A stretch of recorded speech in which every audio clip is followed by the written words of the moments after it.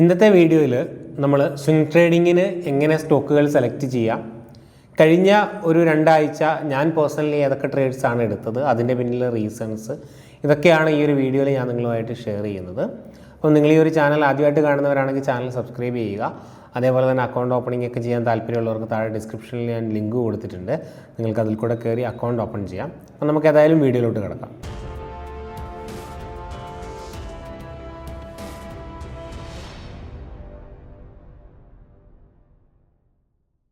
കഴിഞ്ഞ ഒരാഴ്ച മാർക്കറ്റിൽ ഏറ്റവും ഷാർപ്പായിട്ടുള്ള ഒരു മൂവ്മെൻറ്റ് തന്നിട്ടുള്ളത് ഡിഫൻസിലാണ്. അത് നമ്മളെല്ലാവരും തന്നെ കണ്ടു. ഡിഫൻസിലെല്ലാം മാസ്ഡോഗ് ആയാലും STBL ആയാലും BEL ആയാലും, അതായത് ഡിഫൻസ് സെക്ടറിൻ്റെ ഓൾമോസ്റ്റ് എല്ലാ താഴെയുള്ള സബ് കാറ്റഗറിയിൽ വരുന്ന എല്ലാ തരത്തിലുള്ള സ്റ്റോക്കുകളിലും വളരെ ഷാർപ്പായിട്ടുള്ളൊരു മൂവ്മെൻറ്റ്സ് നമുക്ക് കാണാൻ വേണ്ടി സാധിച്ചിട്ടുണ്ടായിരുന്നു. അപ്പോൾ നിങ്ങൾക്ക് സ്ക്രീനിൽ നോക്കിയാൽ കാണാൻ വേണ്ടിയിട്ട് പറ്റും. നമ്മൾ ഒരു രണ്ടാഴ്ചയ്ക്ക് മുൻപേ മികച്ച സെക്ടറും അതിലെ സ്റ്റോക്സും എങ്ങനെ കണ്ടെത്താമെന്നുള്ളൊരു വീഡിയോ ചെയ്തിട്ടുണ്ടായിരുന്നു. അതിനുള്ളിൽ വളരെ വ്യക്തമായിട്ട് ഡിഫൻസ് സെക്ടർ വളരെ സ്ട്രോങ് ആയി നിൽക്കുന്നു, അത് എങ്ങനെയാണ് നമ്മൾ കണ്ടെത്തിയത്, അതിൻ്റെ റീസൺസ് എല്ലാം തന്നെ നമ്മൾ എക്സ്പ്ലെയിൻ ചെയ്തിട്ടുണ്ടായിരുന്നു. അതിനുശേഷം നമ്മൾ ഇവിടെ ഡിഫൻസിൻ്റെ അല്ലെങ്കിൽ മോത്തിലാൽ ഒസ്വാളിൻ്റെ ഡിഫൻസ് ETF പരിശോധിക്കുമ്പം ഓൾമോസ്റ്റ് 17% അപ്സൈഡ് പോയിട്ടുള്ളത്, അതും ലാസ്റ്റ് 1 വീക്ക്. ഇതേ വീഡിയോയുടെ താഴെ തന്നെ ഞാൻ പേഴ്സണലി എടുത്തിട്ടുള്ള ETF-ൻ്റെ സ്ക്രീൻഷോട്ട് ഞാൻ അറ്റാച്ച് ചെയ്യുന്നുണ്ട്. ഏകദേശം 15% എനിക്ക് ആ ഒരു ETF-ൽ പ്രോഫിറ്റ് ഉണ്ടാക്കാൻ വേണ്ടിയിട്ട് സാധിച്ചിട്ടുള്ളത്. അപ്പം ഈ ഒരു സെക്ടർ അല്ലെങ്കിൽ ഈ ഒരു സെക്ടറിലെ സ്റ്റോക്കുകൾ സെലക്ട് ചെയ്യുന്ന രീതി, സ്ട്രോങ് ആയിട്ടുള്ള സെക്ടേഴ്സ് നമ്മൾ മാർക്കറ്റിൽ ഐഡൻറ്റിഫൈ ചെയ്യുക, അതുപ്രകാരം ഇൻവെസ്റ്റ് ചെയ്യുക എന്നുള്ള രീതി ഉപയോഗിച്ചുകൊണ്ടാണ്. ഇനി അടുത്ത ഒരു രീതി എന്ന് പറയുന്നത്, ഓൾറെഡി മാർക്കറ്റിൽ കഴിഞ്ഞ കുറേ കാലങ്ങളായിട്ട് കറക്ഷൻ ആയിരുന്നു. അപ്പം കറക്ഷന് ശേഷം വാല്യുവേഷൻ കുറഞ്ഞു നിൽക്കുന്ന, ഇല്ലെങ്കിൽ നല്ല രീതിയിൽ കറക്റ്റ് ചെയ്ത സ്റ്റോക്കുകൾ എടുക്കാനായിരിക്കും പല ആൾക്കാർക്കും താല്പര്യം. ഇപ്പം നമ്മൾ ഡിഫൻസിൻ്റെ കാര്യത്തിൽ കാണിച്ചപ്പം അതൊരു ബ്രേക്ക് ഔട്ട് ആയിരുന്നു അല്ലേ. ഇപ്പം ഡിഫൻസ് ETF ആയാലും അതേപോലെ തന്നെ മാസ്ഡോക്ക് പോലുള്ള സ്റ്റോക്കുകളായാലും അതിൻ്റെ ഹൈ ബ്രേക്ക് ചെയ്തുകൊണ്ടുള്ള, ഇല്ലെങ്കിൽ ഒരു ബ്രേക്ക് ഔട്ട് ആയിരുന്നു. ഇപ്പോൾ എക്സാമ്പിൾ പറയുമ്പം ഇങ്ങനെയൊരു സ്ട്രക്ചറിൽ വന്നിട്ട് ഇങ്ങനെയുള്ളൊരു ബ്രേക്ക് ഔട്ടാണ്. അപ്പം ഒരു കറക്ഷൻ കഴിഞ്ഞ് പല ആൾക്കാർക്കും ഒരു ബ്രേക്ക് ഔട്ടിൽ എൻട്രി എടുക്കാൻ താല്പര്യം ഉണ്ടാവില്ല. പകരം പല ആൾക്കാർക്കും കറക്ഷനിൽ താഴോട്ട് വീണ സ്റ്റോക്കുകളിൽ എൻട്രി എടുക്കാനായിരിക്കും താല്പര്യം. ഇതിനെ നമുക്കൊരു റിവേഴ്സൽ ട്രേഡ് അല്ലെങ്കിൽ ഒരു റിവേഴ്സൽ അറ്റംപ്റ്റ് എന്നൊക്കെ വേണമെങ്കിൽ നമുക്ക് പറയാം. ഒരു സ്വിംഗ് ട്രേഡിംഗ് ടു ഷോർട്ട് ടൈമിൽ ഇങ്ങനെ നമുക്ക് എങ്ങനെയാണ് സ്റ്റോക്ക് സെലക്ട് ചെയ്യുന്നത്, ഇല്ലെങ്കിൽ ഞാൻ പേഴ്സണലി ലാസ്റ്റ് എടുത്ത 2 ട്രേഡ്സ്, അതിൻ്റെ റീസൺസ് ഒക്കെയാണ് നമ്മൾ പറയുന്നത്. അപ്പം പ്രത്യേകിച്ച് നിങ്ങൾ ശ്രദ്ധിക്കേണ്ട, ഇല്ലെങ്കിൽ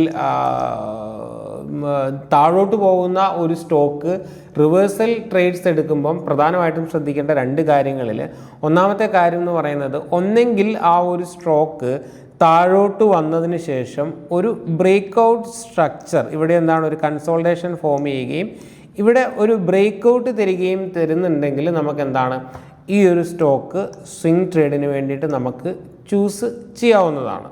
ഓക്കെ. പിന്നെ രണ്ടാമത്തെ ഒരു രീതി എന്ന് പറയുന്നത്, താഴോട്ട് വീണ ഒരു സ്റ്റോക്സ് അതിനുശേഷം അതിൻ്റെ 50 മൂവിങ് ആവറേജ് കട്ട് ചെയ്ത് അതിൻ്റെ മുകളിൽ സസ്റ്റെയിൻ ചെയ്യുന്നുണ്ട് എങ്കിലും നമുക്കതൊരു റിവേഴ്സലാണ് എന്ന് മനസ്സിലാക്കി നമുക്കതിൽ വേണമെങ്കിൽ ഒരു എൻട്രി കൺസിഡർ ചെയ്യാം. ഓക്കെ. 2 രീതിയിലാണ് റിവേഴ്സൽ അറ്റംപ്റ്റ് ഞാൻ പേഴ്സണലി നടത്താറുള്ളത്. ഒന്ന് 50 മൂവിങ് ആവറേജിന് മുകളിൽ ഒരു ബ്രേക്ക് ഔട്ട് വരുമ്പം അതൊരു റിവേഴ്സൽ ആണെന്നുള്ള ഒരു നിഗമനത്തിലോട്ട് ഞാൻ എത്തും. ഇനി അതേപോലെ തന്നെ ഇവിടെ ഒരു കൺസോൾട്ടേഷൻ, ഒരു സെല്ലിങ്ങിന് ശേഷം ഒരു കൺസോൾട്ടേഷൻ വന്ന് ഇവിടെ ഒരു റിവേഴ്സൽ അല്ലെങ്കിൽ ഒരു ബ്രേക്ക് ഔട്ട് തരികയാണ് എന്നുണ്ടെങ്കിൽ അതും ഞാൻ റിവേഴ്സലായിട്ട് കൺസിഡർ ചെയ്യും. അതിനെ ബേസ് ചെയ്തുകൊണ്ട് ഞാൻ സ്റ്റോക്കുകൾ സെലക്ട് ചെയ്യും. പക്ഷേ ഇങ്ങനെ ചെയ്യുമ്പോൾ ഒരു പ്രോബ്ലം, പ്രത്യേകിച്ച് ഒരു കറക്ഷന് ശേഷം നമ്മളിങ്ങനെ നോക്കുമ്പോൾ ചിലപ്പോൾ നമുക്ക് 30-40 സ്റ്റോക്കുകൾ നമുക്ക് കിട്ടാനുള്ള സാധ്യതയുണ്ട്. അപ്പോൾ ഈ 30-40 സ്റ്റോക്കുകളിൽ നമുക്ക് എൻട്രി എടുക്കുക എന്ന് പറയുന്നത് പ്രാക്ടിക്കലി പോസിബിൾ ആയിട്ടുള്ള ഒരു കാര്യം അല്ല. അതുകൊണ്ട് തന്നെ ഇതിൻ്റെ കൂടെ തന്നെ ഞാൻ ആഡ് ചെയ്യുന്നൊരു കാര്യമാണ്, ഈ സ്റ്റോക്കുകൾ കറക്റ്റ് ചെയ്ത് വന്ന് നിൽക്കുന്ന സ്ഥലം മേജർ സപ്പോർട്ട് സോൺ ആയിരിക്കണം എന്നുള്ളത്. ഇപ്പോൾ ഒരു എക്സാമ്പിൾ കാണിച്ചു തരുവാണെങ്കിൽ ഞാൻ ഇതൊക്കെ ജസ്റ്റ് റിമൂവ് ചെയ്യുന്നു. ഓക്കെ. ഇതൊക്കെ റിമൂവ് ചെയ്തിട്ട് സപ്പോസ് ഒരു സ്റ്റോക്ക് ഇങ്ങനെ ഒരു ബ്രേക്കൗട്ട് തന്നു എന്ന് വിചാരിക്കാം. ഓക്കെ, ബ്രേക്കൗട്ട് തന്നു, സ്റ്റോക്ക് മുകളിലോട്ട് പോയി.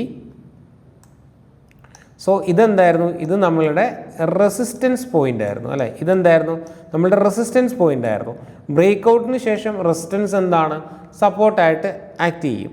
സോ ഇവിടെ നിന്ന് ഒരു സ്റ്റോക്ക് മാർക്കറ്റിൽ എന്തെങ്കിലും ഒരു പ്രോബ്ലം കാരണം കറക്റ്റ് ചെയ്ത് വരികയും അതിനുശേഷം ഇവിടെ സപ്പോർട്ട് എടുത്തതിന് ശേഷം ഒന്നെങ്കിൽ എന്താണ് അതിൻ്റെ 50 മൂവിങ് ആവറേജ് കട്ട് ചെയ്തെങ്കിൽ ഇവിടെ എന്താണ് പഴയ മേജർ റെസിസ്റ്റൻസ് സോൺ ഇപ്പോൾ എന്താണ് സപ്പോർട്ടായിട്ട് ആക്ട് ചെയ്യും. അപ്പം നമുക്ക് അതിൻ്റെ ഒരു സ്ട്രോങ് സപ്പോർട്ട് ഏരിയയിൽ ഒരു ബലം കൂടെയുണ്ട്. അതുകൊണ്ട് തന്നെ ഇവിടെ ഞാൻ എന്താണ് 50 മൂവിങ് ആവറേജ് ബ്രേക്ക് ചെയ്യുമ്പം ഞാനിവിടെ ഒരു റിവേഴ്സൽ അറ്റംപ്റ്റ് നടത്തും. ഇനി അങ്ങനെ അല്ലെങ്കിൽ ഇതേപോലെ മുകളിലോട്ട് പോയ ഒരു സ്റ്റോക്സ് താഴോട്ട് വന്ന് ഈ ഒരു മേജർ സപ്പോർട്ട് സോണിൽ തന്നെ സപ്പോർട്ട് എടുത്ത് അവിടെ ഒരു കൺസോൾട്ടേഷൻ ഫോം ചെയ്ത് ഒരു ബ്രേക്ക് തരുമ്പം ഞാൻ എന്താണ് ഒരു റിവേഴ്സൽ അറ്റംപ്റ്റ് നടത്തും. അപ്പം നമുക്ക് റാൻഡം ആയിട്ടുള്ള സ്റ്റോക്കുകൾ എടുത്ത് റിവേഴ്സൽ അറ്റംപ്റ്റ് നടത്തുന്നതിനേക്കാൾ എപ്പോഴും നല്ലതാണ് സ്ട്രോങ് സപ്പോർട്ട് സോണിലുള്ള ഒരു സ്റ്റോക്കിൽ റിവേഴ്സൽ അറ്റംപ്റ്റ് നടത്തുന്നത്. ഇപ്പം നമുക്ക് ഇപ്പോൾ റീസെൻ്റ്ലി അങ്ങനെ വന്നിട്ടുള്ള 2 സ്റ്റോക്കുകൾ അല്ലെങ്കിൽ 3-4 സ്റ്റോക്കുകളുണ്ട്. ഞാൻ എടുത്ത 2 സ്റ്റോക്കുകളുടെ ട്രേഡാണ് എക്സ്പ്ലെയിൻ ചെയ്യുന്നത്. കാരണം ബാക്കിയുള്ള സ്റ്റോക്കുകളിൽ എൻട്രി ട്രിഗർ ആയിട്ടില്ല. അതുകൊണ്ട് തന്നെ എനിക്ക് നിലവിൽ അതിനെക്കുറിച്ച് സംസാരിച്ചിട്ടുണ്ടെങ്കിൽ സെബിൻ്റെ റെഗുലേഷൻസ് ഉണ്ട്. പക്ഷേ ഓൾറെഡി അവിടെ നിന്നൊരു മൂവ്മെൻറ്റ് തന്നിട്ടില്ല. ഞാൻ പേഴ്സണലി എൻട്രി എടുത്തിട്ടുള്ള 2 സ്റ്റോക്കുകൾ നമുക്ക് ഡിസ്കസ് ചെയ്യാം. സോ ഫസ്റ്റ് വൺ എന്ന് പറയുന്നത് അഡാനി പോർട്ടാണ്. അഡാനി പോർട്ടിൽ ഓൾമോസ്റ്റ് ഞാൻ എത്രയാണ് 27% അടുത്ത് പ്രോഫിറ്റിലാണുള്ളത്. അതിൻ്റെ സ്ക്രീൻഷോട്ടും ഞാൻ ഈ ഒരു വീഡിയോയുടെ കൂടെ താഴെ അറ്റാച്ച് ചെയ്യുന്നുണ്ട്. ഓക്കെ, സോ അഡാനി പോർട്ടിലോട്ട് നമ്മൾ വരുമ്പം നമ്മൾ വീക്ക്ലി ചാർട്ടിൽ എന്താണ് വരുമ്പോൾ നമുക്ക് എന്താണ് ഇതൊരു മേജർ സപ്പോർട്ട് സോണാണ് എന്ന് നമുക്കറിയാം അല്ലേ? കാരണം എന്താണ് 2021-ലും 2022-ലും 2022 ലാസ്റ്റും 2022 ഡിസംബർ സമയത്തൊക്കെ ഒരു റെസിസ്റ്റൻസ് ഫോം ചെയ്തു. അഗെയിൻ 2023-ൽ റെസിസ്റ്റൻസ് ഫോം ചെയ്തു. 2023 ലാസ്റ്റ് ബ്രേക്കൗട്ട് തന്നു മുകളിലോട്ട് പോയതാണ്. അപ്പോൾ സ്വാഭാവികമായിട്ട് ഈ ഒരു റെസിസ്റ്റൻസ് സോൺ എന്താണ് ഒരു സപ്പോർട്ടായിട്ട് ആക്ട് ചെയ്യും. അപ്പം റീസെൻ്റ്ലി മാർക്കറ്റിൽ വന്ന ഒരു കറക്ഷനെ തുടർന്ന് ഈ ഒരു സ്റ്റോക്സ് എന്താണ് അതിൻ്റെ സപ്പോർട്ട് സോണിലോട്ട് വരികയും അതിനുശേഷം നമ്മൾ ഡെയിലി ചാർട്ടിലോട്ട് വരുന്ന സമയത്ത് എന്താണ് ഡെയിലി ചാർട്ടിലോട്ട് വരുമ്പം ഞാൻ ഓക്കെ 1 സെക്കൻഡ്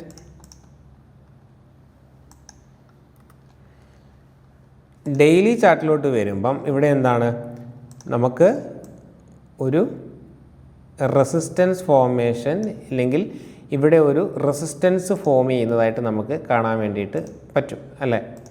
എവിടെ ഈ ഒരു ഏരിയയിൽ നമുക്ക് റെസിസ്റ്റൻസ് ഫോം ചെയ്ത് ആ ഒരു ലെവലിൽ ബ്രേക്കൗട്ട് തരുമ്പോൾ നമുക്ക് എന്താണ് ഇവിടെ ഒരു റിവേഴ്സൽ വരുന്നതായിട്ട് കാണാൻ വേണ്ടിയിട്ട് പറ്റും. സെയിം ടൈം നമ്മൾ 50 മൂവിങ് ആവറേജ് പ്ലോട്ട് ചെയ്യുകയാണെന്നുണ്ടെങ്കിൽ നമുക്ക് എവിടെയാണ് എൻട്രി വരുന്നത്? 50 മൂവിങ് ആവറേജ് പ്ലോട്ട് ചെയ്യുകയാണെന്നുണ്ടെങ്കിൽ നമുക്ക് ഈ ഒരു സോണിൽ നമുക്ക് എൻട്രി വരും. ഓൾമോസ്റ്റ് 26% ഈ ഒരു 50 മൂവിങ് ആവറേജ് ബ്രേക്ക് ചെയ്തതിന് ശേഷം ഈ ഒരു സ്റ്റോക്ക് മൂവ് ചെയ്തിട്ടുണ്ട്. ഞാനും പേഴ്സണലി ഓൾമോസ്റ്റ് ഒരു 26-27% പ്രോഫിറ്റിലാണ് ഈ ഒരു സ്റ്റോക്സിലും ഉള്ളത്. ഓക്കെ, ഇതിൻ്റെ സ്റ്റോപ്പ് ലോസ് എപ്പോഴും നമ്മൾ എന്ത് ചെയ്യുക ഈ ഒരു റീടെസ്റ്റ് സോണിൻ്റെ താഴെ ഇല്ലെങ്കിൽ റീസെൻറ്റ് സ്വിംഗ് ലോയ്ക്ക് താഴെ നമ്മൾ കീപ്പ് ചെയ്യുക. അപ്പം നമുക്കെന്താണ് ഒരു മേ ബി 10-15-8% ഇതിലിപ്പോൾ 9% സ്റ്റോപ്പ് ലോസിൽ കയറാനും 25-26% ഇപ്പം തന്നെ അച്ചീവ് ചെയ്യാനും ഓൾമോസ്റ്റ് ഒരു 1:3 നമുക്ക് ഇപ്പം തന്നെ അച്ചീവ് ചെയ്യാൻ വേണ്ടിയിട്ട് സാധിച്ചിട്ടുണ്ട്. അതേപോലെ തന്നെ ഞാൻ രണ്ടാമതെടുത്ത ഒരു സ്റ്റോക്കാണ് ടാറ്റ മോട്ടോഴ്സിൻ്റെയും സ്ക്രീൻഷോട്ട് ഞാൻ ഈ ഒരു വീഡിയോയുടെ താഴെ ചേർക്കുന്നുണ്ട്. ടാറ്റ മോട്ടോഴ്സിൻ്റെയും വീക്ക്ലി ചാർട്ടിലോട്ട് വരുമ്പം എന്താണ് ടാറ്റ മോട്ടോഴ്സിൻ്റെ പഴയ റെസിസ്റ്റൻസ് സോണായിരുന്നു ഇത് അല്ലേ? റെസിസ്റ്റൻസ് സോണായിരുന്നു. ഞാൻ മന്ത്ലിയിലോട്ട് വരാം. സോ ഇതൊരു റെസിസ്റ്റൻസ് സോണായിരുന്നു. അതിനുശേഷം ഇവിടെ ഒരു ബ്രേക്കൗട്ട് തന്നെന്താണ് സ്റ്റോക്ക് മുകളിലോട്ട് പോയി. അവിടെ നിന്ന് വീണ്ടും താഴോട്ട് വന്നു. എന്നിട്ട് എവിടെയാണ് ഈ പഴയ സപ്പോർട്ട് സോണിൽ സപ്പോർട്ട് എടുത്തു. അതിനുശേഷം എഗെയിൻ ഇവിടെ എന്താണ് 50 മൂവിങ് ആവറേജിൻ്റെ മുകളിൽ ഒരു ബ്രേക്കൗട്ട് കിട്ടി. ഇവിടെ നിന്ന് നമ്മൾ താഴോട്ട് സ്റ്റോപ്പ് ലോസ് നോക്കുകയാണെന്നുണ്ടെങ്കിൽ ഏകദേശം ഈ ഒരു പോയിന്റ് വരെ നമുക്കൊരു 13% സ്റ്റോപ്പ് ലോസ് ആണുള്ളത്. ഇവിടെ നിന്ന് നമ്മൾ അപ്സൈഡ് പോവുകയാണെന്നുണ്ടെങ്കിൽ ഓൾമോസ്റ്റ് നമുക്ക് എത്രയാണ് 10-12% അടുത്ത് നമുക്ക് പ്രോഫിറ്റും ഇപ്പോൾ കിട്ടിയിട്ടുണ്ട്. ഓൾമോസ്റ്റ് 1:1 ലെവലിലാണ് ടാറ്റ മോട്ടോഴ്സ് നിൽക്കുന്നതെന്ന് നമുക്ക് കാണാൻ വേണ്ടിയിട്ട് പറ്റും. ഇതിലും ഞാൻ എടുത്ത ട്രേഡിൻ്റെ സ്ക്രീൻഷോട്ട് താഴെ ഞാൻ അറ്റാച്ച് ചെയ്യുന്നുണ്ട്. അപ്പം ഈ സിമ്പിളായിട്ടുള്ള 50 മൂവിങ് ആവറേജ് ബ്രേക്ക് ഔട്ടോ ഇല്ല എന്നുണ്ടെങ്കിൽ ഞാൻ ഈ പറഞ്ഞ പോലെ തന്നെ ഒരു കൺസോൾട്ടേഷൻ ബ്രേക്ക് ഔട്ട് ഒക്കെ വെച്ചുകൊണ്ട് തന്നെ നിങ്ങൾക്ക് റിവേഴ്സൽ ട്രേഡ് നല്ല രീതിയിൽ ചെയ്യാൻ വേണ്ടിയിട്ട് പറ്റും. പക്ഷേ നിങ്ങൾ എന്ത് ചെയ്യണമെന്ന് ചോദിച്ചു കഴിഞ്ഞാൽ ഈ റിവേഴ്സൽ എടുക്കുന്ന സ്റ്റോക്കുകൾ അതിൻ്റെ ഒരു മേജർ സപ്പോർട്ട് സോണിലാണ് ഉള്ളത് എന്നുള്ളത് ഉറപ്പ് വരുത്തുക. അത് എങ്ങനെയാണെന്ന് ചോദിച്ചു കഴിഞ്ഞാൽ മാർക്കറ്റ് കറക്റ്റ് ചെയ്യുന്ന സമയത്ത് നമ്മൾ സ്റ്റോക്കുകളിലൂടെ കടന്നു പോകണം. ഓരോ സ്റ്റോക്കുകളുടെ മൾട്ടി ടൈം ഫ്രെയിം അനാലിസിസ് നടത്തുമ്പോൾ അതെവിടെയാണ് വന്ന് നിൽക്കുന്നത് എന്നുള്ളത് നമ്മൾ നോട്ട് ഡൗൺ ചെയ്യണം. അതിനുശേഷം ആ ഒരു സപ്പോർട്ട് സോണിൽ സ്റ്റോക്കുകൾ എങ്ങനെയാണ് വർക്ക് ചെയ്യുന്നത് എന്നുള്ളത് നമ്മൾ മനസ്സിലാക്കണം.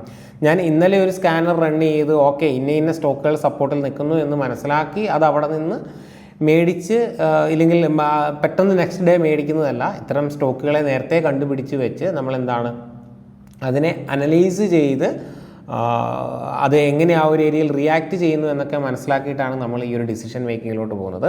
അപ്പം ഞാൻ പേഴ്സണലി എടുത്തിട്ടുള്ള 1-2 ട്രേഡ്സിലെ 3 ട്രേഡ്സ് മോ ഡിഫൻസ് ETF അടക്കം 3 ട്രേഡ്സാണ് ഞാൻ ഷെയർ ചെയ്തത്. അതിൻ്റെ റീസൺസ് നിങ്ങൾക്ക് മനസ്സിലായെന്ന് ഞാൻ വിചാരിക്കുന്നു. മോ ഡിഫൻസിൻ്റെ റീസൺ ഞാൻ ഈ ഒരു വീഡിയോയിൽ എക്സ്പ്ലെയിൻ ചെയ്തിട്ടുണ്ട്.